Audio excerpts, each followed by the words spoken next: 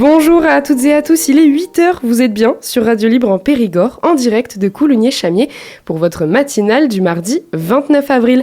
Avec moi ce matin, Antoine et Emma, salut vous deux. Salut, bonjour Émilie, bonjour Emma. Salut, bonjour Antoine, bonjour Émilie.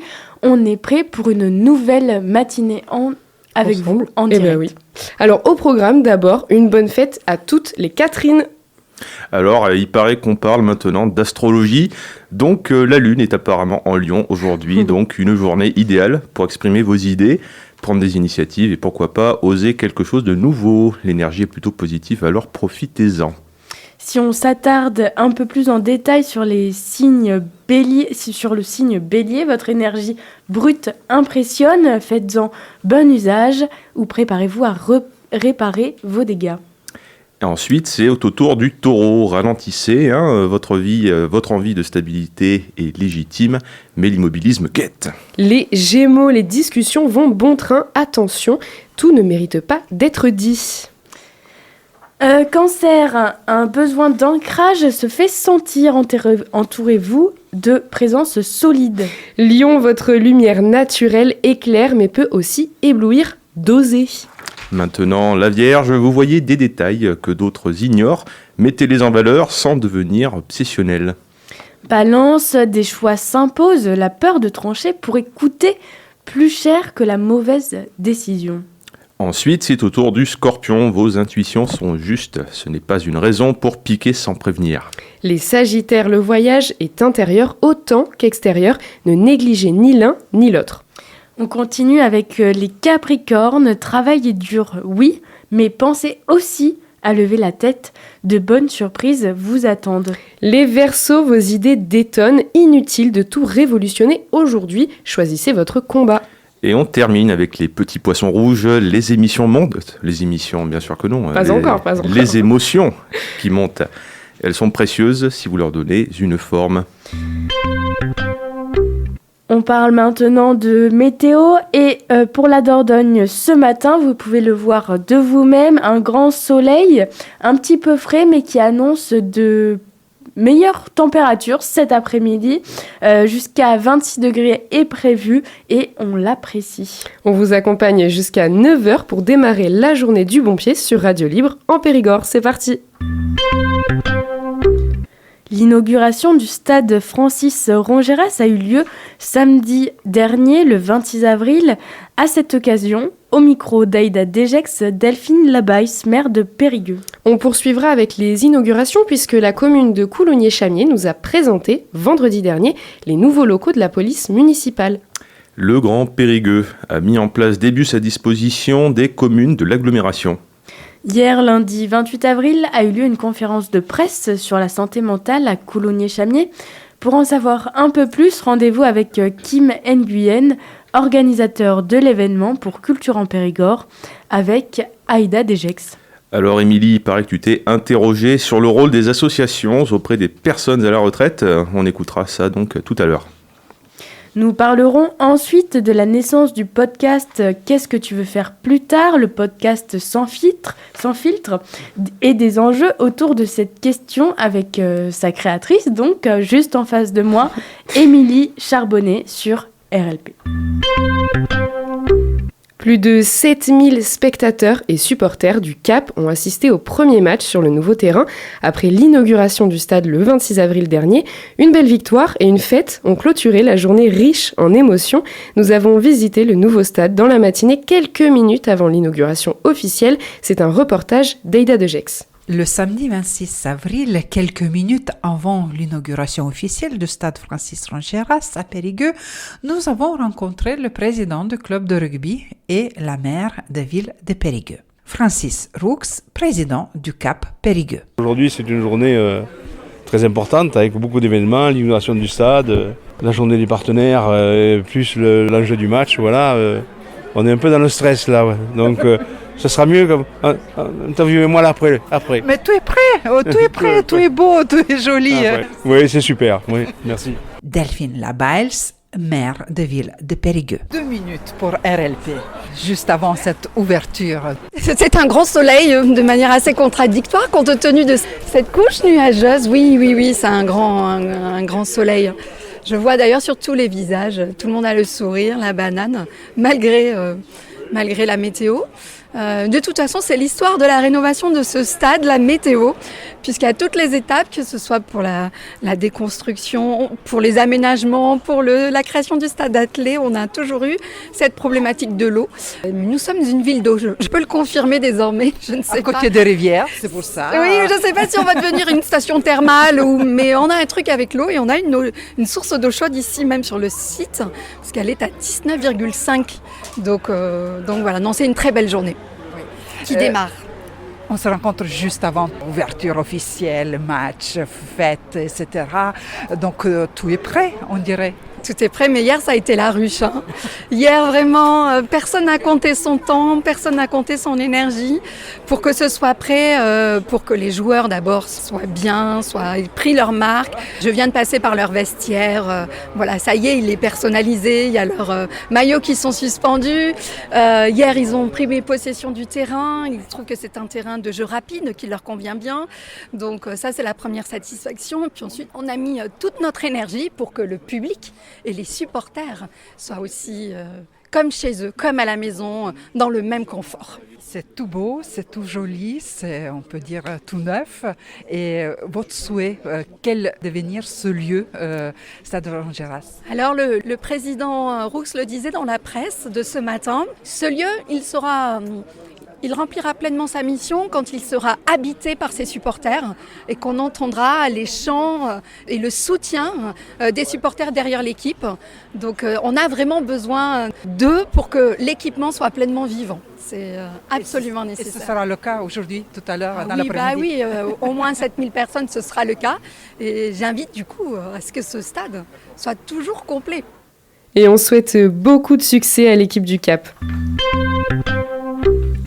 Nous continuons avec le nouveau local de police à Coulommiers-Chamiers. 2 agents et un ASVP, c'est-à-dire un agent de surveillance de la voie publique, vont répondre à 2 fonctions, préventives et répressives. Bonjour, donc pour ma part, je suis Mickaël Rouillard, je travaille pour la collectivité depuis 2018. J'étais également à côté capitaine de réserve au sein de la compagnie d'intervention de réserve territoriale de la gendarmerie nationale. J'ai été volontaire pour occuper ce poste de chef de service au sein de la police municipale de Coulommiers-Chamiers. J'ai pris en charge la création du service et puis maintenant son développement au cours de l'année 2025 et 2026 où on sera pleinement opérationnel. Bonjour, Fressancourt-Léonard. J'ai commencé mon parcours en gendarmerie en tant que gendarme adjoint, puis ensuite j'ai été sous-officier en escadron de gendarmerie mobile, du coup pour un parcours de 10 ans en gendarmerie. Ensuite j'ai intégré la police municipale de Bordeaux il y a 6 ans et du coup je travaille à la police municipale de Coulommiers-Chamiers depuis le 1er janvier. Bonjour, David Ambroise, ASVP en poste depuis 2017, décembre 2017. Et puis écoutez, j'ai travaillé pendant de nombreuses années donc en tant qu'ASVP, seul, et puis maintenant en collaboration avec une super équipe qui est Mickaël et Léonard.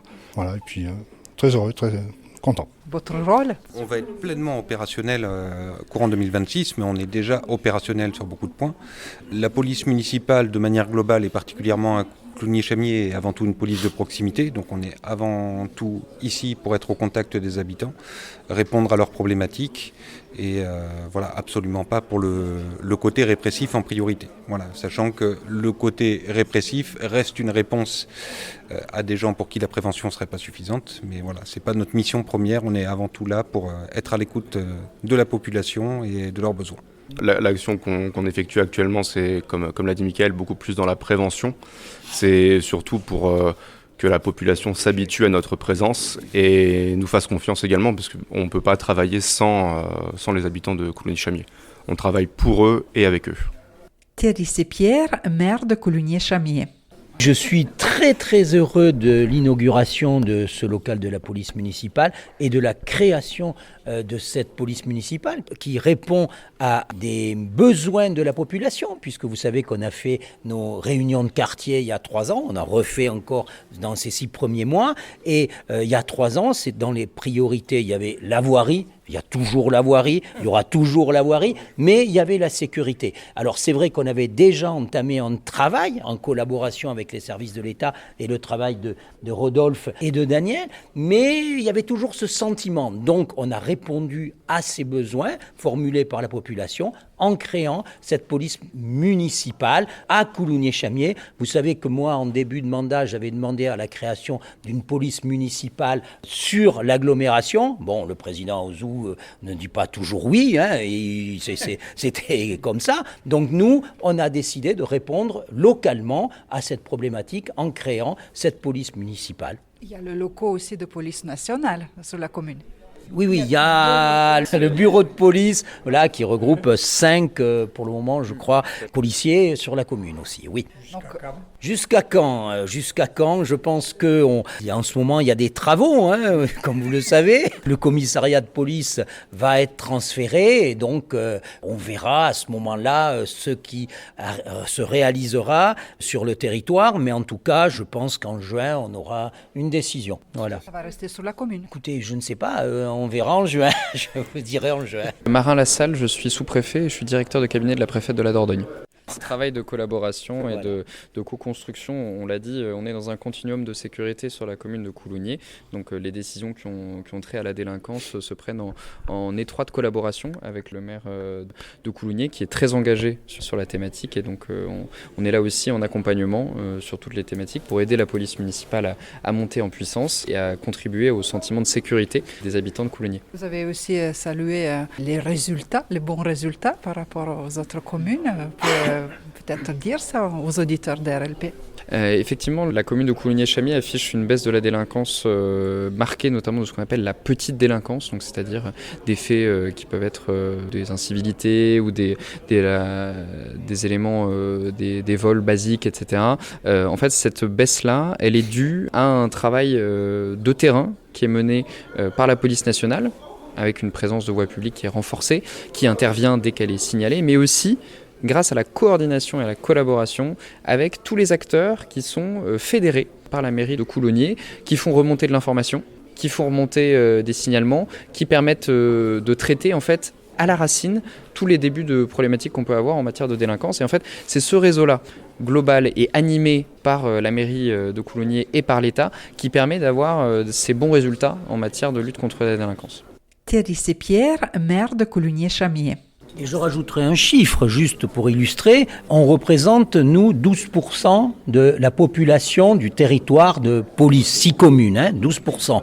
Et on représente 6% à peu près des interventions. Ce qui signifie que dans les 6 communes, on est une des communes les plus tranquilles et sûres. Et c'était ça notre objectif lorsqu'on a pris. On était une commune un peu marquée du doigt, Coulommiers-Chamiers. Et maintenant, on fait partie des communes où il fait bon vivre, où il y a de la sécurité, où on peut se balader tranquille. Il y a toujours des problèmes, il y en aura toujours, mais en tout cas on est une commune sûre, tranquille, et la police municipale va contribuer encore à renforcer ce sentiment et le fait que Coulommiers-Chamiers soit une ville tranquille, sûre. Et maintenant on écoute The Emptiness Machine du dernier album de Linkin Park sur RLP.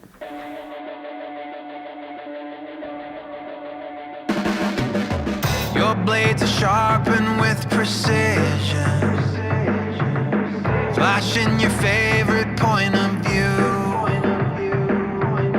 I know you're waiting in the distance, just like you always do, just like you always do. Already pulling me in, already under my skin, and I know exactly how this ends. I let you cut me open just to watch me bleed. Gave up who I am for who you wanted me to be. Don't know why I'm hoping for what I won't receive. Falling for the promise of the emptiness machine. The emptiness machine.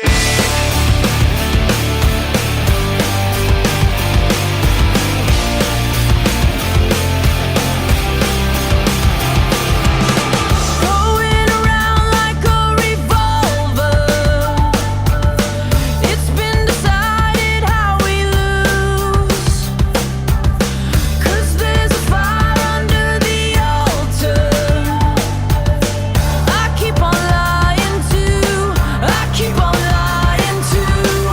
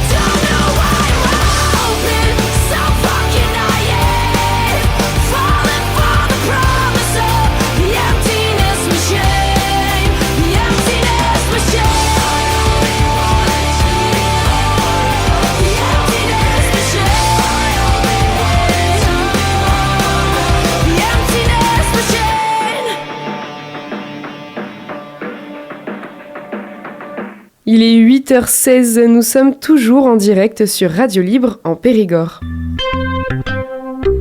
La mobilité en milieu rural n'est pas toujours chose aisée. Le Grand Périgueux a mis en place 12 minibus auprès de communes, jusqu'à présent non desservis. Bonjour Jacques Ozou. Bonjour.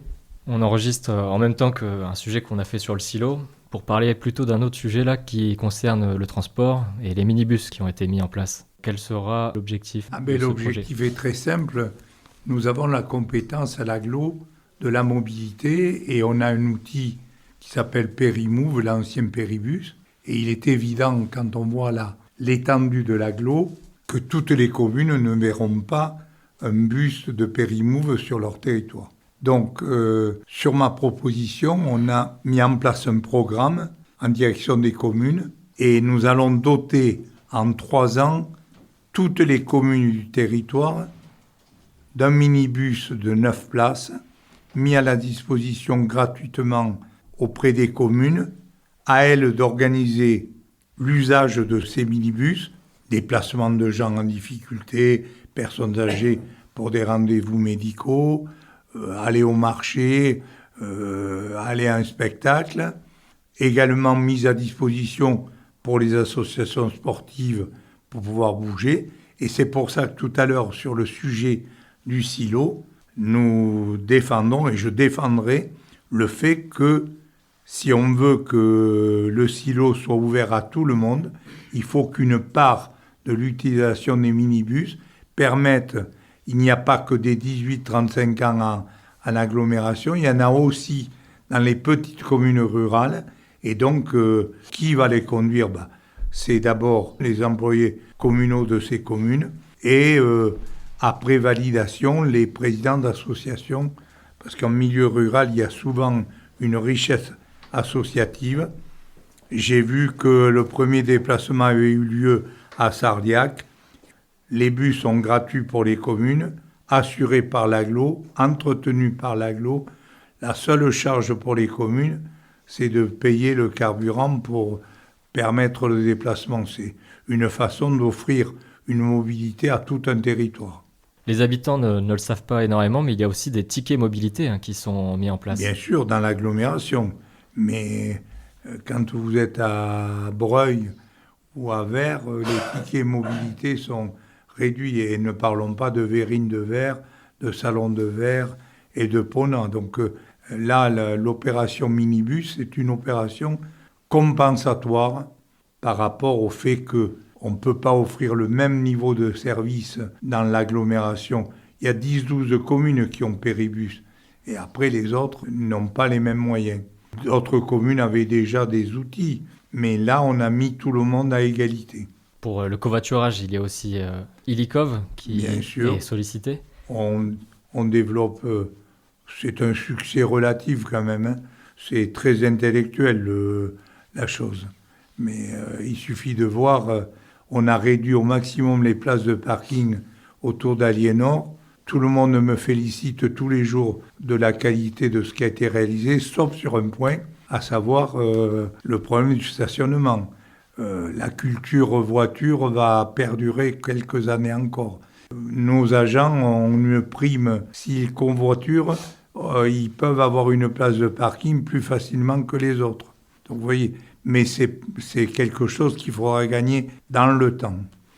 On a trouvé cette compensation, mais peut-être que dans 10 ans, tout le monde viendra en vélo à l'agglo et je félicite le maire de Coulonné-Chamier qui est devant moi, qui est arrivé à se mettre d'accord avec le maire de Marsac pour faire une piste de vélo qui va demander des qualités sportives importantes.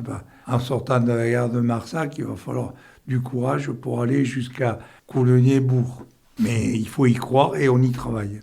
Vous parlez de la culture voiture. Est-ce que l'avenir de cette culture du tout automobile va être modifié ?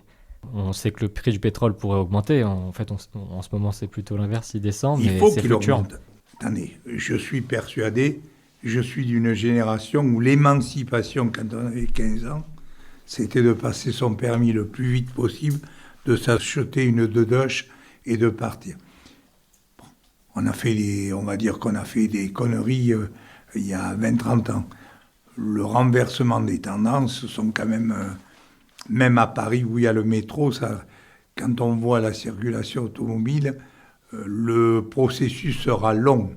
Mais nous, notre responsabilité, c'est de créer les conditions.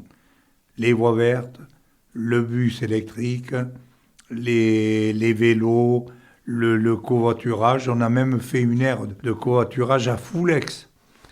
Le ferroviaire, évidemment. On capte quand même avec la navette 7 à 8 000 passagers tous les jours. Mais je vous dis, au-delà de la pétition de principe à laquelle j'adhère, le processus sera long. Et voilà, il faut travailler à inverser les tendances. Okay. Et il y a une attente des citoyens. Il y a une attente d'avoir plus de services publics et de transports en commun. Si je peux me permettre, j'adhère tout à fait à ce qu'a dit le président Ouzou, ça va être long, surtout dans un département rural comme nous, les gens qui habitaient comme moi à la Cropte, je veux dire, c'est très difficile de se déplacer. Alors on a mis en place des bus pour le déplacement. Moi, ma jeunesse, je l'ai passée au terrain de foot de la Cropte et quand je voulais aller à Périgueux, c'était difficile. Donc, par contre, moi je vois mes enfants qui habitent dans des grandes métropoles, j'en ai aucun qui ait le permis. Donc déjà, ça a fusé, mais c'est nettement plus facile de se déplacer sans voiture dans une grande métropole que nous, à Périgueux, où on a cette culture rurale d'avoir la voiture qui est un moyen de liberté. Alors, c'est vrai, tu as raison, mais je vois mes 2 enfants, il n'y en a aucun qui a le permis. Eh oui. En tout cas, donc merci de parler de ce sujet. Voilà, c'est le sens de l'opération Minibus. Et vous aurez au pied du silo bientôt un lieu qui va regrouper tous nos matériels qui vont être progressivement passés à l'électrique dans les 10 ans qui arrivent. On va travailler dans ce sens-là. Voilà, des minibus donc pour chaque commune de l'agglomération. Merci Jacques Ouzou, merci Monsieur Sipierre. Une nouvelle initiative donc qui fait du bien à nos campagnes. Les 17 et 18 mai prochains, la maison de quartier Claudie Aigneret accueillera le salon de la santé mentale. Durant ces 2 jours, des conférences, des rencontres avec des auteurs, des ateliers ou encore une exposition permettront d'aborder de nombreuses questions et d'apporter des informations autour de cette question déclarée aujourd'hui grande cause nationale pour l'année 2025. On écoute Kim Nguyen, organisateur de l'événement pour Culture en Périgord. Donc je vais me présenter, je m'appelle Kim Nguyen, je suis bipolaire. J'ai été diagnostiqué bipolaire en 2010. En 2019, j'ai appris que c'était une maladie handicapante. Et j'ai compris à chaque fois que j'allais à un entretien d'embauche pourquoi les gens me regardaient différemment quand je disais que j'étais bipolaire. Pour moi, la bipolarité à ce moment-là, c'était l'équivalent d'un rhume. C'était un rhume que vous aviez à vie. Donc j'ai compris beaucoup de choses. Et après, quand j'ai su que c'était une maladie handicapante, j'ai rencontré d'autres personnes. Des personnes qui étaient en institution, des personnes qui étaient hors institution aussi. Je me suis aperçu qu'il y avait tout un ensemble de choses à dire, de choses dont il fallait parler. On peut parler entre patients, on a une parole plus libre. C'est beaucoup plus libre qu'on pourrait le penser. Alors il y a certaines personnes, c'est plus difficile d'en parler parce que tout le monde n'est pas atteint au même point. Il y a des gens, ils sont beaucoup plus profondément ancrés dans la maladie, mais il y a des personnes qui sont plus sur la limite et faire des choses, des fois ça leur fait chaud au cœur, ne serait-ce que d'en parler. Ils n'ont pas plus le sentiment d'être tout seuls et ça aide énormément. Moi je sais par exemple, j'avais fait une carte de vœux autour de la bipolarité qu'on a reprise sur le salon. J'ai une voisine qui m'a remercié parce qu'elle est bipolaire, elle est équilibrée avec ses traitements, mais elle a une fille qui est aussi bipolaire et qui, elle, était à 2 doigts de partir, si je peux me permettre. Et ça a permis, par partageant juste ce simple document avec sa fille, ça a permis de remettre les choses sur une meilleure voie, de lui permettre de retrouver des choses. Voilà. Donc, ce salon, c'est aussi une façon d'aider les gens, aider à en parler, que ce soit avec d'autres personnes ou que ce soit au sein d'une famille, voilà, juste casser les stéréotypes et casser cette honte qu'on peut avoir par rapport à une maladie. qu'on peut peut-être préciser pour nos auditeurs, c'est que c'est pas une minorité, les gens qui sont touchés par ça. Vous donniez des statistiques, est-ce que vous pouvez en préciser un peu plus ? Alors, en France, c'est 1 personne sur 5 qui est affectée par une maladie mentale. Les maladies mentales sont le premier poste de dépense de l'assurance maladie, devant le cancer. C'est vraiment, il y a énormément de personnes qui ont des maladies, mais le problème, c'est que c'est un puzzle, il n'y a pas d'association. Si vous voulez donner, par exemple, à une association pour lutter contre la maladie d'Alzheimer, vous allez donner à France Alzheimer. Pour la myopathie, vous allez donner au Téléthon. Il y a beaucoup d'endroits où vous savez où donner. La maladie mentale, je vous l'ai dit, c'est un puzzle. Il y a une association peut-être par maladie, voire des fois plusieurs. Vous avez les fondations liées à la recherche. Il y a plusieurs acteurs. Et donc tous les dons sont dilués. Et les dons, le fait de ce que ce soit dilué, ça fait que par exemple, il n'y a pas de communication. Très peu de communication. Est-ce que vous avez déjà vu une publicité sur une maladie mentale ? Jamais. Jamais. Est-ce que vous avez vu une publicité sur le cancer ? Est-ce que vous avez vu une publicité sur n'importe quelle autre chose ? Vous allez me dire oui. Parce que là, tous les moyens sont centralisés et ça va dans la communication. Alors que là, ce n'est pas le cas. Alors cette année 2025 étant l'année de la santé mentale, vu que l'année de la santé mentale est grande cause nationale, il y a un essai de rassemblement de toutes les structures. Mais bon, on ne sait pas ce que ça va donner, on ne sait pas si ça va tenir, on ne sait pas du tout. Et ce qui est important, c'est d'en parler. Parler, communiquer autour, communiquer différemment. Il y a une chose qui est importante, c'est que tout le monde doit être acteur dans cette communication. Dans cette démarche de changer les choses, tout le monde doit être acteur. C'est autant tout ce qui est institutionnel que tout ce qui est personnel soignant, les aidants, mais aussi les patients. Parce que les patients ont un point de vue particulier. Les patients vont avoir des compétences que n'ont pas les autres personnes. Et ça, c'est très important. C'est aussi important que ce salon-là, c'est le premier en France qui est organisé par des patients, qui amène un point de vue. Et pour dire, on peut le faire. Les patients, il y a des gens qui sont plus ou moins atteints à différents degrés. Il y en a pour qui c'est très difficile, mais il y en a qui sont atteints peut-être à un degré un peu moindre et qui peuvent aider aussi. Et donc toutes ces actions, le fait que ce soit fait par des patients qui amènent leur point de vue, leur savoir-faire, tout ce qui peut manquer aussi à d'autres personnes, ça fait une complémentarité et une efficacité plus grande. Voilà. Ce salon, il n'est pas réservé pour les personnes qui sont atteintes ou qui sont de près ou de loin concernées par ces maladies mentales. C'est ouvert à tous, c'est ça ? Oui, c'est un salon qui est vraiment ouvert à tout le monde. C'était une des choses qu'on voulait. Une des choses qu'on voulait absolument, c'est que le salon 1 soit gratuit. Qu'une personne qui vienne, on ne lui demande pas ce qu'elle est. Si c'est une personne qui a une maladie, si c'est une personne qui est soignante, si c'est une personne qui est aidante ou juste une personne curieuse, tout le monde est là. Et on ne vous met pas d'étiquette dessus. Et ça, c'est vraiment le principal. C'est-à-dire qu'on peut venir juste comme ça. On va se renseigner. On peut venir se renseigner pour soi. On peut venir se renseigner pour d'autres personnes, pour quelqu'un d'autre. On peut venir juste parce qu'on connaît un petit peu et on voudrait en savoir un peu plus. On est impliqué dedans parce qu'on fait des soins. C'est vraiment la chose principale, c'est ouvert à tout le monde. Et une des choses aussi, pour montrer qu'on est ouvert à tout le monde, c'est qu'on a mis au point plusieurs petits ateliers qui montrent à une personne, entre guillemets, normale, ce que ça peut être le quotidien parfois d'une personne malade. Et là, ça c'est très important, de le mettre. Et on peut par exemple montrer que des fois, une personne, elle peut chuter, mais à chaque fois elle se relève. À chaque fois elle se relève. À chaque fois, on repart de l'avant. C'est aussi ça. Et c'est pas parce qu'on a une maladie qu'on doit être stigmatisé, vu de côté. Tout ce qu'une personne qui a une maladie, quel que soit son degré, tout ce à quoi cette personne aspire, c'est la normalité. C'est pour ça aussi vraiment qu'on voulait faire ce salon. Que les gens aient aussi ce sentiment de normalité. Vous venez, vous êtes comme les autres.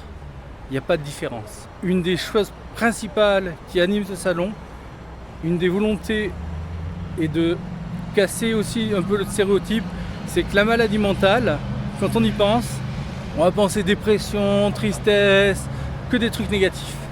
Tout ce qu'on a fait sur la communication, toute la façon d'envisager le salon, c'est plutôt une façon positive. On veut donner plus de l'énergie. Les gens, on veut casser leur isolement. On veut que, ça peut être casser l'isolement directement ou indirectement. Vous connaissez une personne qui est pas bien, et vous allez lui transmettre un document, ça va l'aider à remonter. C'est tout bête. Voilà. Après, c'est une première en France. On espère que ça inspirera d'autres personnes à faire ce genre d'action. On essaiera nous on va communiquer, on communiquera en termes de chiffres, surtout, parce qu'il n'y a pas de tabou à avoir aussi. Et si ça marche, ça marche. Et franchement, je pense qu'on sera parti pour une deuxième édition, parce qu'il y a énormément de problèmes qu'on ne peut pas traiter sur une édition, et qui sont aussi cruciaux. Voilà. Mais merci beaucoup. De rien. Bonne journée. Bonne journée à vous. Et nous passons tout de suite à la musique sur RLP. Il est 8h et on écoute Madouline de Super Diamona.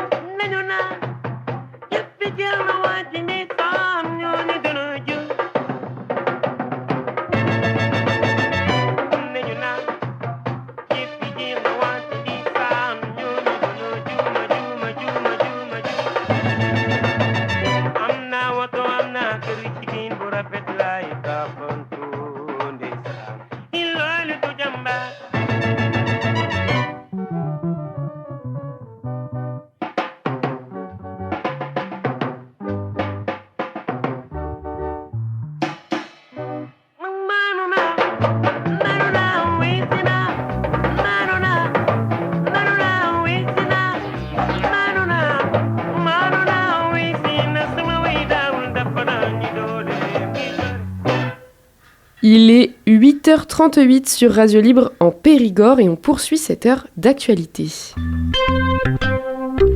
En France, 2 millions de personnes âgées de 60 ans et plus sont isolées des cercles de sociabilité selon le site du gouvernement. C'est un chiffre qui augmente au fil des années. Pourtant, nous recevons aujourd'hui Elisabeth, une senior qui participe à plusieurs activités pour lutter contre cet isolement. Partager, c'est s'enrichir, c'est un peu votre dicton, Elisabeth. Depuis plusieurs années maintenant, vous prenez part à différentes activités pour occuper vos journées. Bonjour. Bonjour. Qu'est-ce qui vous a motivé à faire des activités après la retraite ? Eh bien, pour tout dire, je pense que les activités, ça maintient le corps, l'esprit, la façon de s'exprimer, de tout. C'est une bonne chose pour que on vieillisse pas trop vite, on va dire comme ça. Et qu'est-ce que ça vous apporte justement sur le plan physique et même sur le plan mental ? Eh bien, justement, sur le plan physique, ça permet de maintenir, j'allais dire oui, mais le corps, tout ça. Alors, c'est vrai que j'ai aussi fait du yoga depuis d'abord très très longtemps, et ce qui permet effectivement de maintenir la musculature, l'esprit, la respiration, voilà, tout un tas de choses qui me paraissent indispensables pour maintenir une bonne vie au milieu de la société d'aujourd'hui, voilà. Et justement, en quoi le fait de participer à ces activités, ça change votre quotidien ? Justement parce qu'on rencontre des tas de gens, des personnes qui sont totalement différentes, et donc ça permet de partager et de s'enrichir, je vais dire. Parce que dans la mesure où, au début, dans certains groupes peut-être, on n'ose pas trop parler, alors on échange quelques petites brives de conversation, et puis on est souvent attiré par l'autre, je dirais, et du coup, ça permet de mieux faire connaissance, de rentrer davantage dans une forme d'amitié peut-être pour certaines personnes. Donc je pense que tout ça c'est très important. On est tous tellement différents que ça ne peut être qu'enrichissant. Et vous le disiez, vous faites du yoga depuis longtemps, vous participez aussi à une chorale, donc ça vous a permis de rencontrer du monde et de vous sentir moins seul finalement ? Oui, c'est ça. Alors déjà, la chorale, ça permet aussi de faire travailler ses cordes vocales, son mental aussi, tout ce qui permet de progresser, parce que ou de se maintenir en tout cas, parce que le chant, moi, ça fait partie de moi depuis que je suis toute petite, et donc je pense même que ça serait indispensable. Si on me l'enlevait, ce serait terrible pour moi. Donc voilà, là aussi, on rencontre des tas de gens, on se soutient parce que il faut maintenir la musique au top.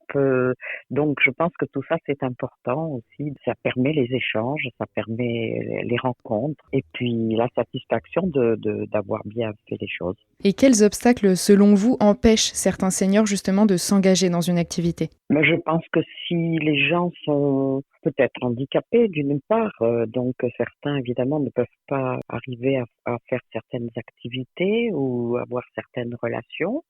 Je pense aussi que certains sont trop repliés sur eux-mêmes, trop solitaires, et voilà, je crois qu'il faut être très ouvert, parce que sinon on se replie sur soi et on se coupe complètement des autres et de la société finalement. Et justement, comment surmonter ça ? Quel message vous aimeriez transmettre tout simplement aux retraités qui hésitent encore à se lancer ? Personnellement, je dois dire que j'y trouve du bonheur, de la joie, et je pense que ça devrait être la même chose pour tout le monde. Parce que on peut pas rester seul chez soi, ou on ne peut que vivoter, qu'être malheureux, ou encore on peut effectivement échanger au téléphone ou des choses comme ça avec des amis, mais la rencontre me paraît indispensable pour bien vivre tout simplement. Donc vous diriez qu'aujourd'hui dans votre vie, vos activités ont une place importante et même primordiale ? Ah oui, tout à fait, oui. Oui, sinon, je serais enfermée dans ma maison. Je peux faire évidemment de la lecture, ça peut être très intéressant, écouter de la musique aussi. Mais l'échange avec les autres, encore une fois, me paraît indispensable, parce qu'on vit en société justement. Donc, On peut échanger avec sa famille aussi, bien sûr, mais c'est pas une activité non plus qui vous maintient dans un bon état à la fois d'esprit et de corps. Très bien, merci beaucoup Elisabeth, je vous souhaite une très belle journée. À la retraite, la question de l'orientation professionnelle ne se pose plus, ou en tout cas certainement moins que pour les jeunes aujourd'hui. Nous écoutons les témoignages de 2 jeunes en quête de leur voie. Bonjour, je m'appelle Lise, j'ai 19 ans, j'ai fini le lycée depuis plus d'1 an et je sais toujours pas ce que je veux faire dans la vie. Moi je m'appelle Simon, j'ai 18 ans, je suis en formation à l'école de la deuxième chance. C'est un organisme de formation qui aide à s'orienter pour nous aider à trouver notre projet professionnel et ce qu'on veut faire plus tard, tout ça. Alors justement, est-ce que vous avez une idée l'un ou l'autre de ce que vous voulez faire plus tard ? Absolument pas. Moi, je dirais que j'ai un plan A et un plan B. Plan A, je dirais le journalisme, tout ce qui tourne autour de la communication, et en plan B, la médecine. Est-ce que la question de savoir ce que vous voulez faire plus tard est source d'angoisse ? Angoisse, je pense que le mot est un peu fort. Après, c'est vrai qu'on se sent un peu perdu de pas savoir ce qu'on veut faire. En même temps, il y a tellement de possibilités et en même temps, c'est tellement fermé sur certaines choses, genre le fait qu'il faille des fois faire beaucoup d'études ou quoi, ou même au niveau de l'argent. C'est assez compliqué en vrai. Angoisse, je dirais pas angoisse, mais c'est vrai que c'est stressant quand on pose la question et qu'on sait jamais trop quoi répondre, quoi. Si justement il n'y avait pas toutes ces obligations de faire beaucoup d'études, est-ce qu'il y a un métier là tout de suite que vous voudriez faire ? Alors oui, s'il n'y avait pas tout ça, il y a un truc que j'aimerais trop faire, c'est être pilote de course. Ouais, je pense que s'il n'y avait pas tout ça, je serais peut-être pilote de Formule 1 à l'heure qu'il est, j'en sais rien. Médecin légiste ou un truc dans le genre, je sais pas. Donc ça c'est des rêves d'enfant peut-être que vous aviez ? Ouais, c'est des trucs qui me passionnent parce que je regarde beaucoup d'interviews, de trucs comme ça et je regarde des Grey's Anatomy donc... Enfant non, pas vraiment, parce que quand j'étais petite je voulais être policière. Je dirais plus que c'est depuis que j'ai passé mon permis et que je me suis mise à conduire que vraiment j'adore ça, donc c'est là que ça m'a fait un peu rêver. Qu'est-ce qui fait que vous savez pas à l'heure actuelle exactement ce que vous voulez faire ? À vrai dire, je pense que c'est pas qu'on sait pas. On a tous des idées, on a tous quelque chose qu'on aimerait faire. C'est surtout qu'on n'a pas, je pense, les moyens de le réaliser. Moi, je dirais que c'est plus personnel parce que mon problème à moi, c'est qu'à chaque fois que je vais regarder un truc et tout ça qui m'intéresse, je vais vouloir le faire. Genre, je vais vouloir tout tenter à chaque fois que je vois un nouveau truc et tout. Est-ce que vous avez l'impression qu'il y a un manque d'accompagnement pour les jeunes de manière générale au niveau des écoles, par exemple, pour vous suivre et vous proposer des choses pour la suite, vous préparer en fait pour la suite et pour ce que vous voulez faire plus tard ? C'est compliqué parce qu'il y a ce côté un peu où ils nous poussent à toujours plus y réfléchir, à nous préparer. Tu rentres au collège, ils te parlent déjà du brevet alors que tu es en 6e. À peine passé le brevet, ils te parlent du bac. Tu n'as même pas encore le bac, ils disent faut se préparer pour les études, faut que vous sachiez ce que vous voulez faire parce que sinon vous avez limite pas de vie si vous faites pas d'études. Donc il y a ce côté-là un peu de pression et en même temps il y a plein de choses qui sont mises en place pour nous aider à réussir, mais je pense que c'est pas encore suffisant et c'est peut-être pas assez ciblé aussi et on n'a pas assez d'opportunités, je pense. Je pense que c'est dès que tu choisis un truc, on est là derrière toi, oui mais regarde, il y a ça à faire comme étude, est-ce que tu es prêt pour ça et tout ça, machin. Et j'avoue que moi, c'est le genre de truc qui peut me freiner. Genre par exemple, j'ai comme projet, plan B, la médecine, je me dis ouais mais il y a 9 à 12 ans d'études par derrière, c'est peut-être un peu trop quoi. Est-ce que vous avez l'impression qu'il y a aussi quelque chose qui entre en compte dans le fait de vivre peut-être dans un espace plus rural, d'être moins dans des grandes villes ? Est-ce que ça peut jouer selon vous sur le fait de pouvoir accéder à un métier plus facilement que d'autres ? Ouais, il y a ça un peu parce que dans une petite ville, il y a forcément moins d'opportunités, il y a moins de grandes écoles ou des choses comme ça. Après, est-ce que j'aurais été dans une grande ville ? Est-ce que j'aurais eu les moyens de le faire aussi ? Je sais pas, mais c'est vrai qu'avec plus d'opportunités, on se met plus de challenge pour y arriver. Face à la question de l'orientation, Émilie, tu as créé un podcast, un outil pour briser les frontières de ces trajectoires toutes tracées. Ça commence comme ça. Bienvenue dans ce premier épisode. Aujourd'hui, j'ai le plaisir d'accueillir Lucie, éducatrice spécialisée. Salut Lucie, comment vas-tu ? Salut, ça va et toi ? Bah écoute, ça va super bien. Aujourd'hui, on va parler de ton métier. Comment tu définirais ton métier à quelqu'un qui ne le connaît pas ? Moi, j'interviens principalement auprès d'adolescents qui rencontrent des difficultés dans leur vie quotidienne, des fois des troubles du comportement alimentaire, rupture amoureuse, des choses comme ça. Et comment t'en es venue à vouloir faire ce métier ? C'est une très bonne question parce que je me la pose encore. J'ai souvent été en contact avec des personnes qui travaillent dans le social, que ce soit des éducs justement ou des familles d'accueil, et j'ai été aussi en contact avec des jeunes qui étaient placés, et donc ça m'est venu comme ça.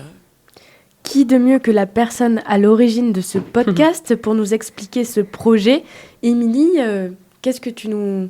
Alors déjà, mon podcast s'appelle Qu'est-ce que tu veux faire plus tard ? Le podcast sans filtre. Le but, c'est de demander à des personnes qui ont un métier actuel ou qui sont en recherche de leur métier également, de témoigner et d'expliquer par où ils sont passés, quel est leur parcours et qu'est-ce qu'ils font aujourd'hui.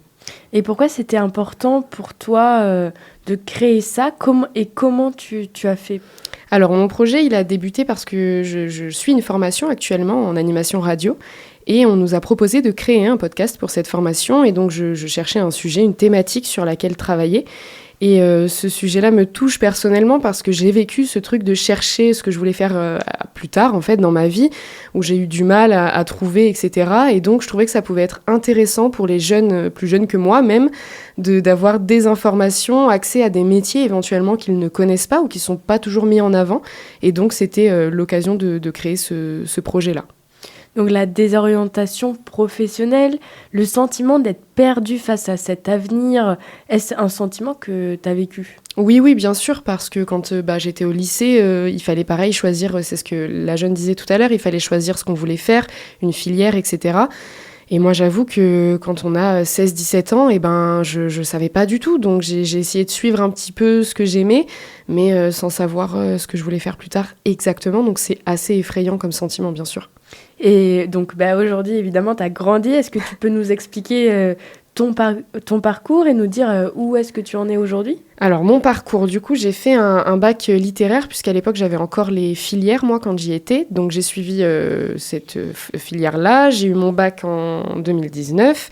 Et à la suite de ça, je ne savais pas du tout ce que je voulais faire. J'ai pris une année sabbatique où j'ai travaillé au McDo, des petits boulots par-ci, par-là. Après, j'ai tenté de faire des études de lettres modernes et en fait, y avait le Covid en même temps et j'avoue que les études, c'est pas trop mon truc, donc j'ai dû faire 2 mois à la fac et puis j'ai arrêté. Et puis, je savais que le journalisme était un métier qui m'intéressait, donc j'ai cherché un service civique dans ce domaine. Et j'ai atterri ici, à Radio Libre en Périgord, qui proposait un service civique en animation radio, etc. Alors, je connaissais pas du tout, j'étais très, très intimidée parce que j'ai pas l'habitude de parler de base, donc ça a été très difficile au départ. Et en fait, je me suis rendu compte que c'était un vrai métier passion et que j'avais ma place ici, que je pouvais faire des choses. Donc, ils m'ont laissé cette opportunité. Après mon service civique, ils m'ont embauchée en contrat. Je suis restée ici 2 ans de plus et là, je suis partie faire une formation à côté de Rennes, en Bretagne, pour me former dans l'animation radio, justement. Et je suis revenue ici, là, pour un stage et pour essayer de mettre en place de nouveaux projets dans cette radio associative qui me tient à cœur. Merci, Émilie. Et du coup, à l'instant T, maintenant, là, comment tu te sens par rapport à cette question de l'orientation ? Est-ce que c'est résolu pour toi ? Alors, je pense que pour le moment, oui. Enfin, je sais ce que j'ai envie de faire maintenant, c'est sûr. Après, j'ai pris conscience aussi, à travers toutes les rencontres que j'ai pu faire durant ma formation notamment, qu'il n'y a pas vraiment d'âge en fait pour se bloquer sur un métier et que c'est pas parce que à 24 ans aujourd'hui je fais ce métier-là que dans 5 ou 6 ans je le ferai toujours le même. Et je trouve ça hyper ok d'avoir un parcours différent et de changer de métier en cours de route. Et il y a un truc qui est très vrai et qui est pas toujours évident, c'est qu'on se met trop de pression. Et de se dire que on a envie de tenter quelque chose, même si ça paraît dur, un peu casse-figure aussi, on le tente, c'est pas grave, on verra. Quitte à se louper, ça fait rien. Au pire, on a encore le temps d'essayer autre chose, mais au moins on a essayé. Et puis ça peut ouvrir, comme là, quand j'ai fait mon service civique, sur des portes, ouvrir des portes auxquelles je m'attendais pas du tout et qui sont en fait géniales, quoi. Et du coup, c'est quoi tes projets pour l'avenir ? Je sais pas, j'aime bien l'idée aussi de me laisser porter un peu par le moment présent, parce que je trouve qu'on vit pas assez dans le moment présent et que justement le fait de s'angoisser sur l'avenir, parfois ça nous fait louper des opportunités qui sont juste devant nous. Donc pour l'instant, je sais pas, je finis mon stage, ma formation qui se finit en juin, et puis après je verrai par la suite. Et donc, dernière question, est-ce que tu aurais des conseils pour celles et ceux qui traversent des moments de doute par rapport à leur avenir professionnel ? Ne pas hésiter s'ils ont des métiers, des aspirations déjà qui leur viennent comme ça, à poser des questions aux professionnels de ces métiers-là, par exemple, ou autour d'eux, à se renseigner sur les réseaux avec l'accessibilité qu'on a aujourd'hui. Ça peut être hyper top. Écoutez mon podcast aussi, pourquoi pas, ou à me proposer des métiers sur lesquels ils aimeraient avoir plus de renseignements. Et puis surtout, à essayer, je sais que c'est facile à dire, mais de ne pas se mettre trop de pression et de se dire que ça viendra à un moment donné ou à un autre. Ils trouveront leur voie, il n'y a aucun souci, aucune inquiétude à avoir, mais prendre le temps de chercher et de se laisser les opportunités venir, et de ne pas avoir peur aussi des fois d'y aller au culot pour trouver quelque chose. Voilà. Et je te remercie, Émilie, pour ce partage. Je rappelle donc que tu as créé cet outil. Le podcast Sans filtre, qu'est-ce que tu veux faire plus tard ? Merci beaucoup. Il est 8h53 et on écoute tout de suite Momus, I want you but I don't need you.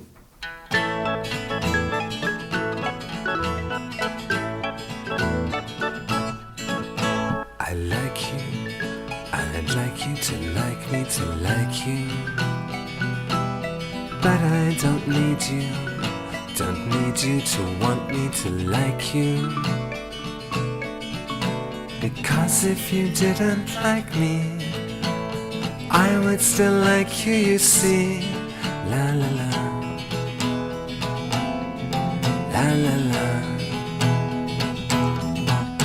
I lick you, I like you to like me to lick you. But I don't need you to like me to lick you.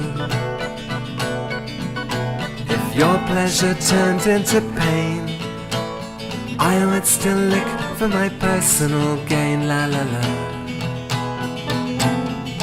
la la la. I fuck you, and I love you to love me to fuck you. But I don't fucking need you, don't need you to need me to fuck you.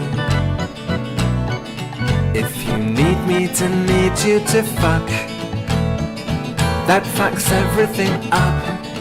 La la la, la la la. I want you, and I want you to want me to want you. But I don't need you to need me to need you. That's just me. So take me or leave me, but please don't need me. Don't need me to need you to need me. 'Cause we're here one minute, the next we're dead. So love me and leave me, but try not to need me enough said. I want you, but I don't need you.